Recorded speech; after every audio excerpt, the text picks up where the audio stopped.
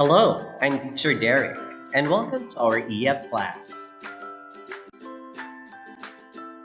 Today, we're going to tackle writing a position paper.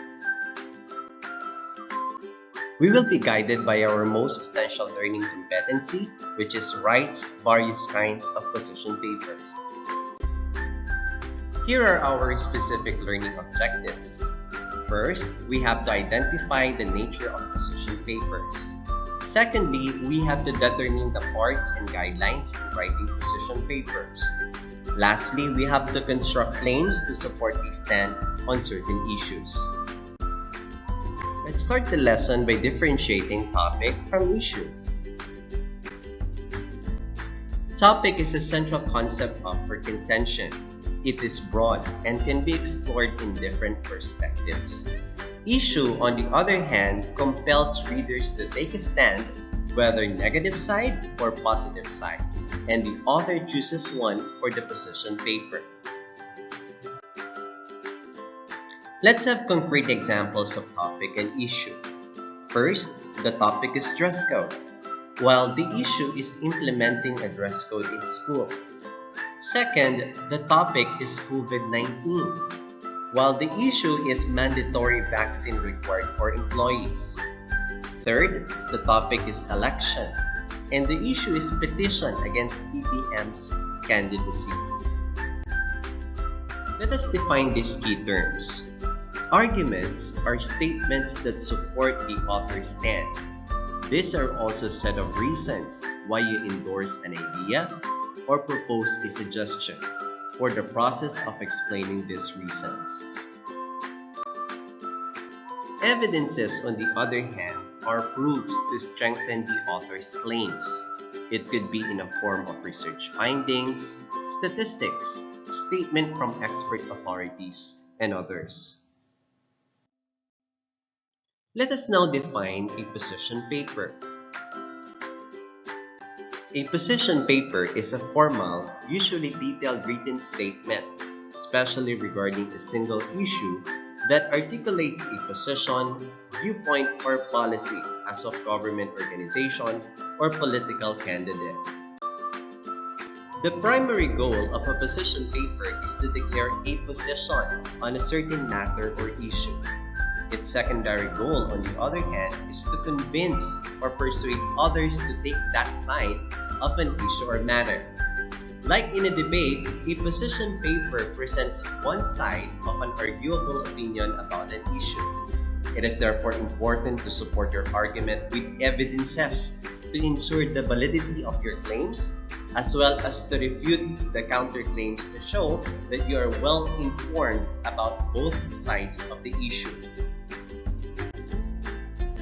It is a more complex version of a persuasive essay. However, a position paper is not an essay since it has various parts, just like the concept paper. It can be likened with a debate, but the presentation of arguments is in a written form. Let's now have the parts of a position paper. The introduction contains the background information of the issue, the who, what, when, where, and why. A yes or no question containing the issue, and the argumentative thesis.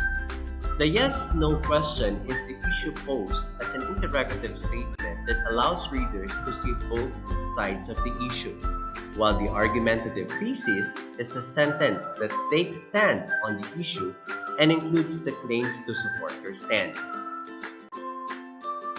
Let's have this sample introduction. Issue: implementing a no private transfer policy for 2 days a week along major highways in Metro Manila. Yes-no question. Is the implementation of a no private transfer policy for 2 days a week along major highways in Metro Manila necessary or unneeded? Argumentative thesis. The implementation of a no private transfer policy for 2 days a week along major highways in Metro Manila is necessary in terms of traffic control and public safety. The body of a position paper contains the summary of counterclaims, which is devoted to an enumeration of arguments opposing a stand. It is a unique feature of argumentation as it highlights the author's opposite claims. In preparing your counter-arguments, you must summarize the counterclaims, provide supporting information for counterclaims, refute the counterclaims, and give evidences for argument. In laying down your first, second, and third arguments, you must use factual, relevant, and accurate evidences to support your stand. Finally, your conclusion must contain a restatement of your thesis and summarizes your main claims. Like the introduction, it holds a powerful position as it contains the thesis statement and gives readers a strong sense of the author's position. It is also important to provide a plan of action, but do not introduce new information. This is a sample position paper outline that will guide you in writing.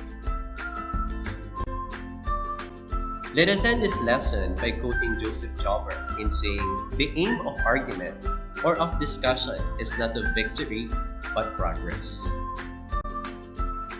Thank you so much for watching. This is Teacher Derek.